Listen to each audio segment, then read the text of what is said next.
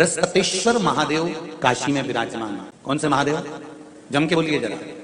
बृहस्पतेश्वर महादेव काशी में विराजमान है, जो अंगूठी में पुखराज नहीं पहन सकते, जिनकी भाग्य रेखा उल्टी चल रही हो, बृहस्पति चमक ही नहीं रहा हो, जिस काम में हाथ डालते हैं वो काम पूरा ही नहीं होता हो, तो एक बार काशी जाना, बृहस्पतेश्वर महादेव का स्पर्श करना, उनका अभिषेक पूजन करना और उनका स्पर्श कर एक बेलपत्र ब्राह्मण देवता से मांग कर लेकर जाना कि इन बृहस्पतेश्वर महादेव से मुझे एक बेलपत्र दे दो। तुम्हें पुखराज पहना कि नहीं पहना, हीरा रतन माणिक पहना कि नहीं पहना, वो बेलपत्र इतना चमत्कार कर देगी कि जिंदगी में कभी संपदा की कमी आएगी ही नहीं। अगर बृहस्पति नहीं चमके तो बृहस्पतेश्वर महादेव, जहां पर बैठकर बृहस्पति भगवान ने शंकर भगवान की आराधना करी है, रोज गंगा जल जाना, गंगा जल लेकर आना, शिव जी की आराधना करना, एक शिवलिंग का निर्माण करा, उसकी आराधना में बृहस्पति भगवान डूब गए, उसकी आराधना में बृहस्पति महाराज निरंतर लग रहे और इतनी आराधना बृहस्पति महाराज ने करी, इतनी आराधना करी बृहस्पति महाराज ने कि शंकर भगवान सामने प्रकट हो गए। मांगो बृहस्पति, तुमको क्या चाहिए? केवल आपका भजन, नाम रख दिया, तुम्हारा नाम वचस्पति रहे। बृहस्पति भगवान का एक नाम वचस्पति भी रख दिया और तुम साधारण नहीं रहोगे। तुमने मेरी आराधना करी है तो देवताओं के गुरु बनकर विराजमान हो। अब अभी तक 2 भार इंद्र के पास में थे, बहुत ध्यान देकर समझना ये नवग्रह कथा को। 2 भार थे इंद्र के पास। इंद्र देवताओं के गुरु भी बनकर बैठे थे। देवगुरु बृहस्पति की जगह पूर्व में इंद्र ही देवगुरु का पद संभाल रहे और देवराज का पद भी इंद्र के पास में था। कौन कौन से पद थे? जम के बोलो जरा। पहला पद देवराज इंद्र का, दूसरा पद देवगुरु, देवगुरु का पद भी इंद्र के पास में था और देवराज का पद भी इंद्र के पास में था। ये 2 पद जब होता है साधारण भाषा में आप ले लीजिए, किसी के पास में अध्यक्ष का पद भी है, किसी के पास में और कहीं का पद भी है, 2-3 पद उसके पास में विराजमान है, तो उसके पास में 2-3 पद अगर विराजमान है तो फिर उससे अगर एक पद ले लिया जाता है तो उसको अहंकार आ जाता है, उसको गुस्सा आ जाता है कि बताओ अभी तक तो मुझे पूछा जा रहा था, अब तुम तो वो पद पे भी जान दो। जैसे तुम किसी कुर्सी पर बैठे हो, कथा सुन रहे हो और इतने में कोई रिश्तेदार बाहेती जी का आ गया और तुम बढ़िया आराम से बैठे थे और बैठे बैठे इतने में बाहेती परिवार से कोई आया और उसने तुमको उठाया और तुम्हें उठाकर दूसरी जगह बिठा दिया और उन्होंने अपने वाले को कुर्सी पर बिठा दिया। अब बोलो, जो उठा उसका भगोने जैसा मुंडा हुआ कि नहीं हुआ? अरे बोलो तो।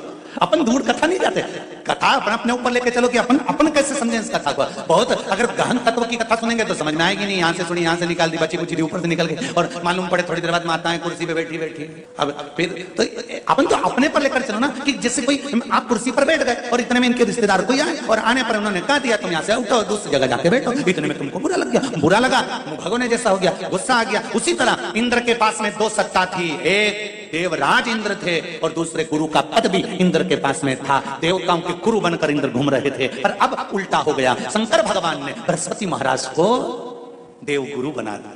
अब जैसे देवगुरु बनाया तो इनका इंद्रदेव का मुंह, अरे बोलो तो तुम, भगोने सा हो गया, कुर्सी उतरी कि मुंह भगोड़ा। अब इनका मुंह भगोने जैसा हो गया तो गुस्सा तो गुस्सा। इतने में इंद्र ने, बृहस्पति महाराज देवगुरु बन गए, इंद्र सिंहासन पर बैठे थे, अप्सराओं का नृत्य देख रहे थे। वहीं से देवगुरु बृहस्पति का आगमन हुआ। बृहस्पति महाराज जैसे ही आए तो इंद्र तो सिंहासन पर बैठकर पूरा अप्सराओं का नृत्य देख रहे थे। उनको देवगुरु बृहस्पति से मतलब ही नहीं था। कोई आता था, जिसको घर के बड़े बुजुर्ग सम्मान देते हैं, घर के बच्चों का भी फर्ज है कि उसका सम्मान बच्चे करें। सही है कि गलत है?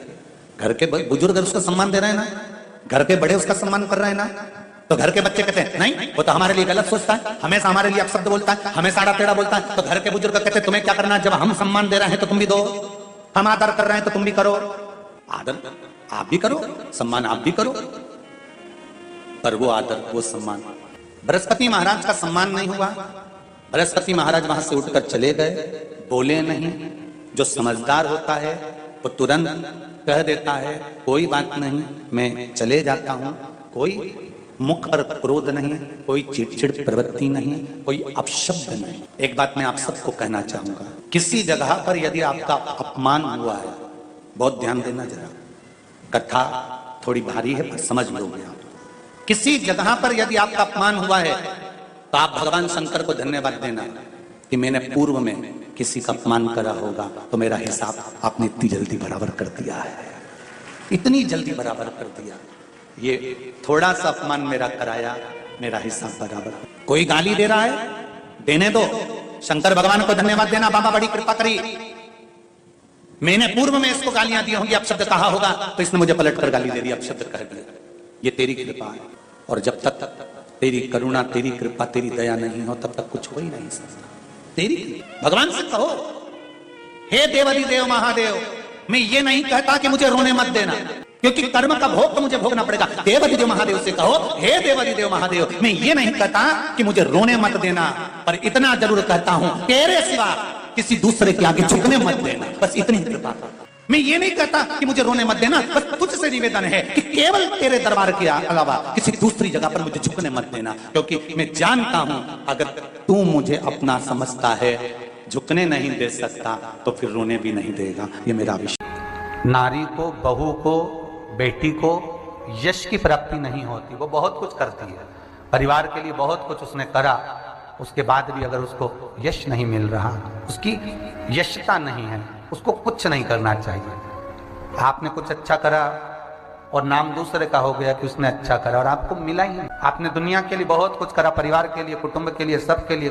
बहुत कुछ करा, पर आपको यश नहीं मिल रहा, तो बेलपत्री के पेड़ के नीचे हल्दी का शिवलिंग का निर्माण करो। हल्दी पिसी हुई हल्दी का शिवलिंग का निर्माण करो, उसका पूजन कर कर, घी का दिया लगाकर भगवान शंकर की वही हल्दी का शिवलिंग का तिलक अपने हृदय पर, चाहे पुरुष हो चाहे स्त्री हो, अपने हृदय पर कंठ के पास उस तिलक को लगाएं और बाबा का विसर्जन उसी बेलपत्री के पेड़ के नीचे जल डालकर कर दें। महाराज, यश मिलना प्रारंभ हो जाए। केवल ये यश के लिए ही नहीं होता, इसका एक क्रम और है।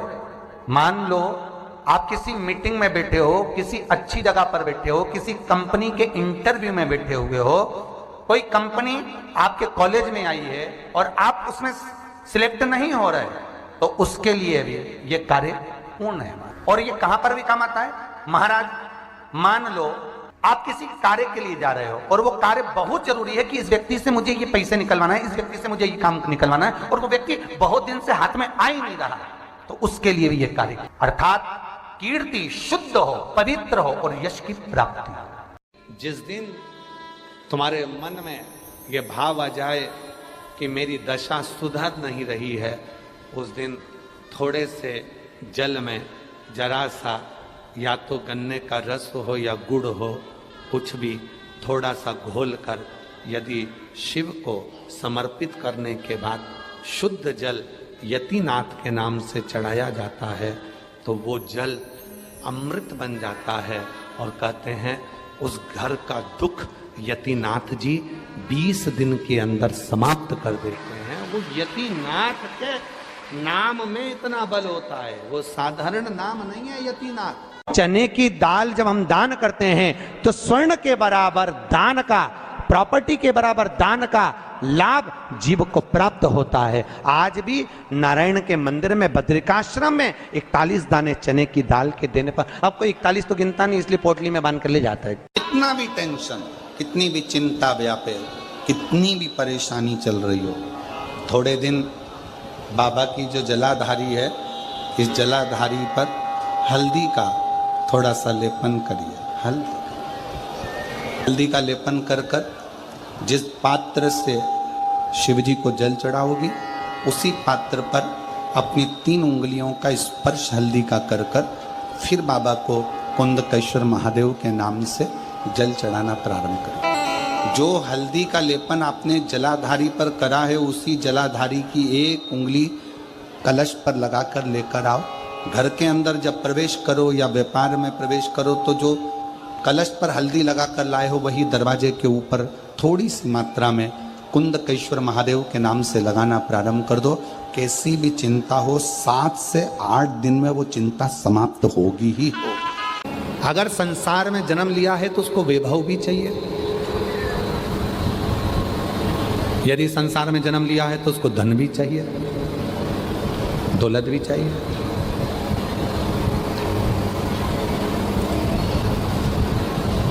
नहीं है उसके पास इतना वैभव, नहीं है उसके पास इतना धन, तो वो धन कैसे प्राप्त कर सकता है? बाबा जी, जगत गुरु शंकराचार्य जी ने कनक धारा स्त्रोत का पाठ बताया था लक्ष्मी के।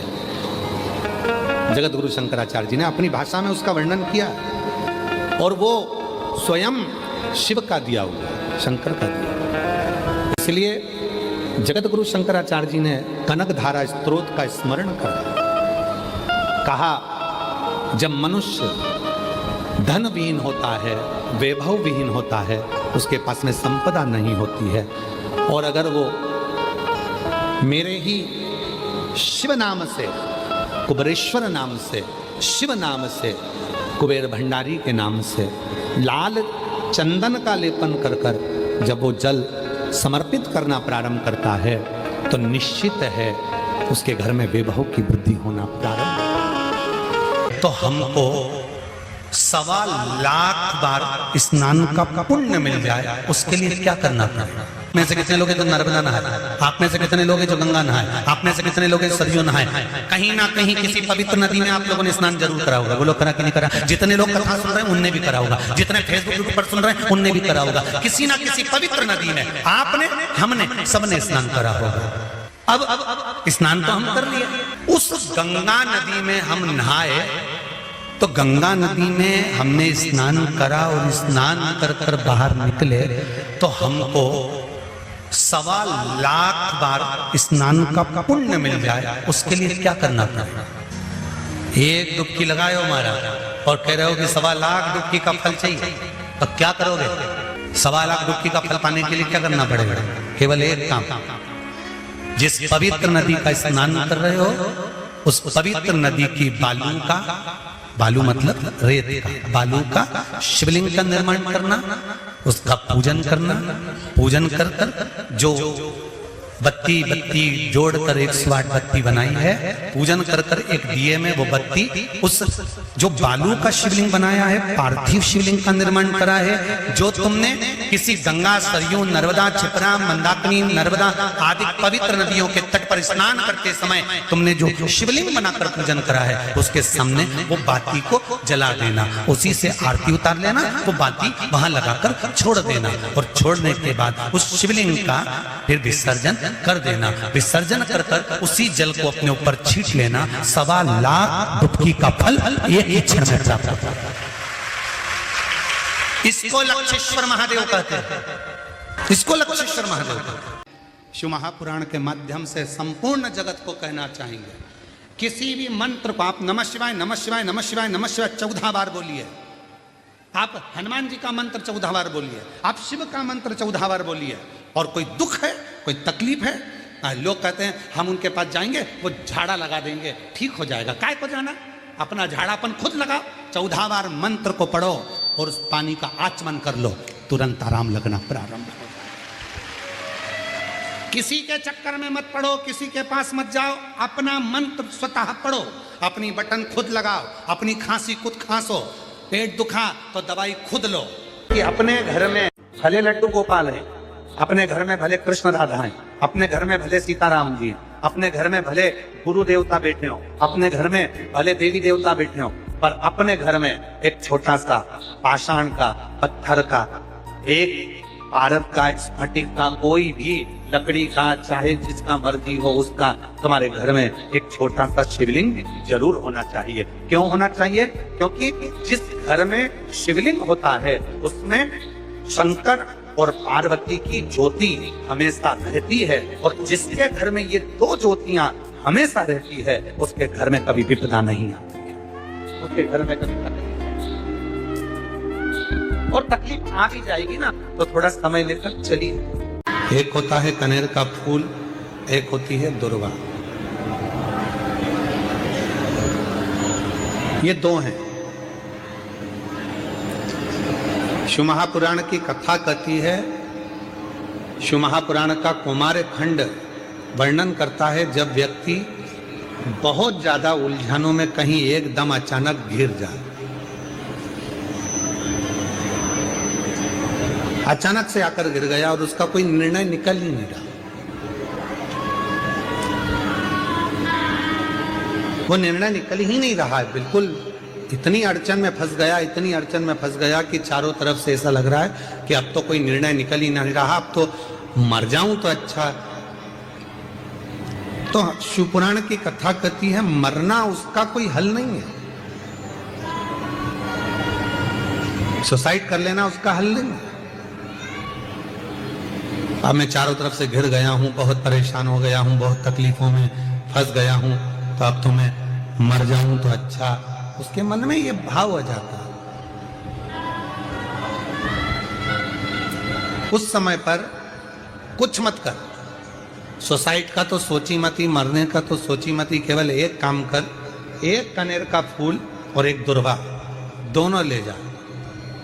जया, विषहरा, शामलीवारी, दौतली और देव, शिव जी की 5 बेटियां, सब लोग उनका नाम लेंगे साथ में।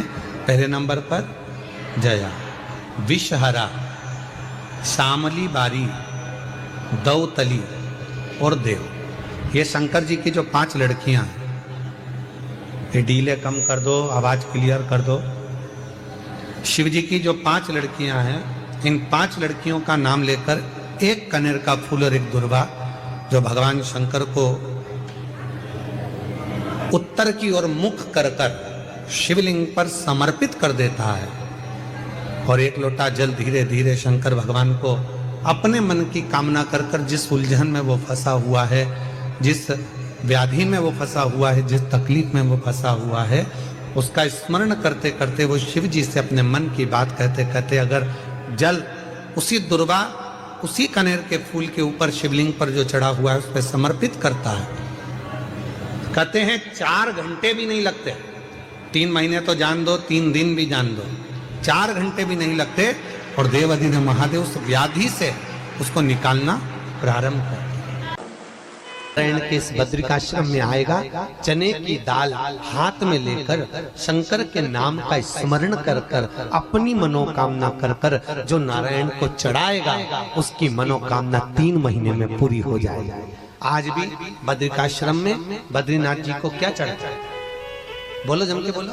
चने की,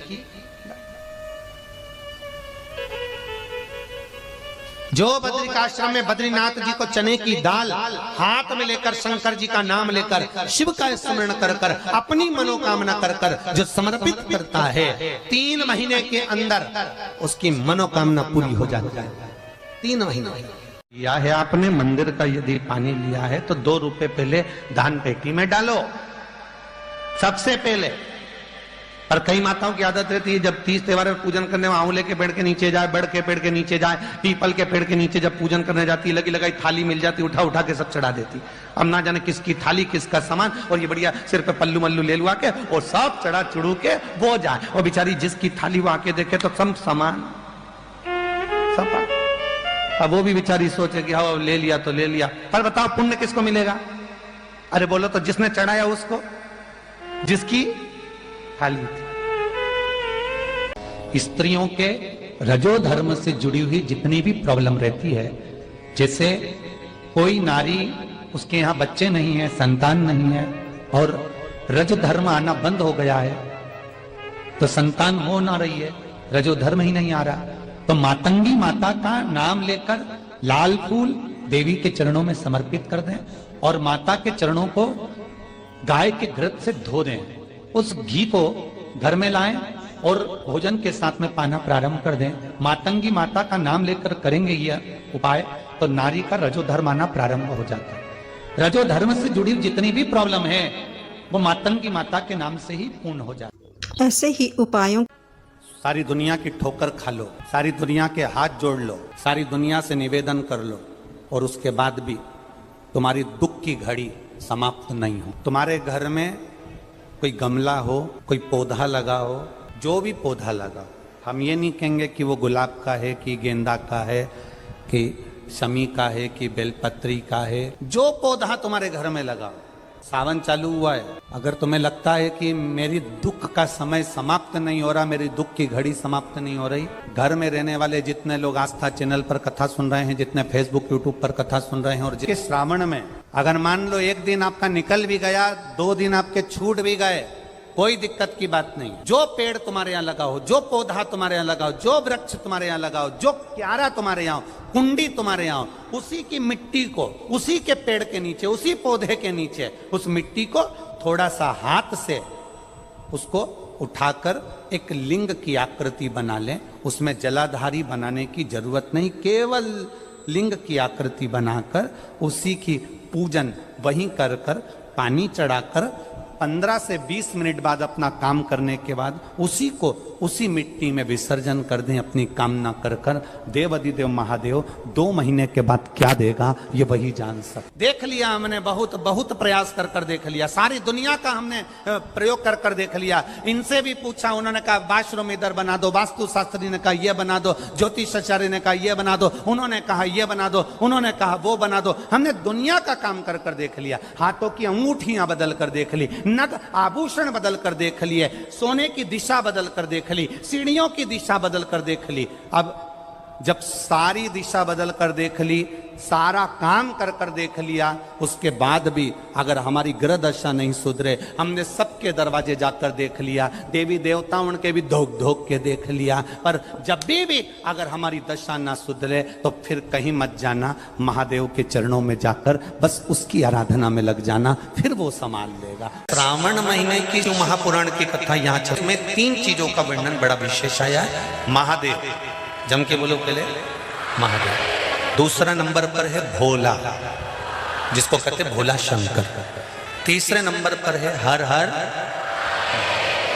इन 3 उच्चारण को व्यक्ति को, वैसे तो आप कभी भी महादेव बोलो, हर हर महादेव बोलो, भोला शंकर बोलो, मना नहीं है, पर इन 3 उच्चारणों को कहीं कहीं बहुत जरूरी में ले लेना चाहिए। पहला, जब आप किसी कार्य के लिए आगे बढ़ रहे हो और वो कार्य हो ही नहीं रही, बहुत प्रयास कर लिया आपने और वो काम हो ही नहीं रहा, अथक प्रयास कर कर थक गए, तब घर से जब निकलो तो एक विचार कर कर निकला, मुख से कहकर निकलना कि आज मैं इस कार्य के लिए जा रहा हूं और मेरे साथ मेरा महादेव जा रहा है। कौन जा रहा है? महादेव जा रहा है। वापिस आओगे, ज्यादा से ज्यादा ये होगा 15 दिन, 20 दिन, 25 दिन, 30 दिन लगेंगे। जो कार्य कर कर आए हो उसका रिजल्ट आपके पक्ष में जरूर आएगा, क्योंकि महादेव को आप साथ लेकर जाते। अगर हमने किसी की निंदा कर दी है, हमने किसी की निंदा श्रवण कर ली, हमारे मुख से हमने अपशब्द कह दिया, हमारे मुख से हमने किसी को ताना दे दिया, हमारे मुख से हमने किसी को गाली दे दी, हमारे मुख से हमने किसी को आड़ा टेढ़ा बोल दिया, तो दिन भर में कम से कम 3 बार या तो गंगा जी का स्मरण कर लेना चाहिए, हर हर गंगे, या फिर नर्मदे हर, और अगर ये भी नहीं कर सकते तो हर हर महादेव। 3 बार मात्र स्मरण कर लेने से जीव के मस्तक का जो पाप है वो क्षीण होने लगता है, समाप्त। तीसरे नंबर पर है भोले शंकर। बहुत तेज क्रोध आ रहा, 2 निर्णय पर आप बैठे हुए हो। एक मन कर रहा है इस लड़के से शादी करूं कि इस लड़के से शादी करें, इस लड़की से ब्याह करें कि इस लड़की से ब्याह करें, किराने की दुकान डालें कि जनरल स्टोर डालें, इस जगह पर नौकरी करूं कि इस जगह पर नौकरी करूं। उस समय पर जब 2 नाव सामने खड़ी है और एक नाव पर सवार होना है, उस समय पर एक बेलपत्र लेकर, भोले शंकर का नाम लेकर, एक बेलपत्र लेकर, भोले शंकर का नाम लेकर बेलपत्र के पेड़ के नीचे ही रखकर निर्णय ले लिया करो, वो निर्णय तुम्हारा सफल होगा, कभी भी निष्फल नहीं। मात्र केवल एक बेलपत्र का पत्ता हमारे जीवन में सुख प्रकट कर देता है।